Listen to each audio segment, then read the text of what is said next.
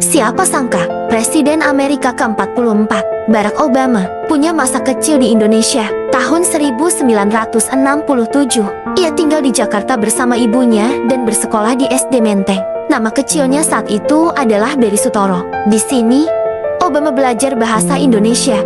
Bahkan suka makan nasi goreng dan sate. Banyak orang Indonesia masih ingat masa kecilnya yang sederhana. Fakta unik ini membuat Obama jadi satu-satunya presiden AS yang pernah besar di Indonesia. Luar biasa bukan? Sejarah kecil yang menghubungkan Indonesia dan Amerika. Jangan lupa like, share, dan subscribe untuk fakta sejarah menarik lain.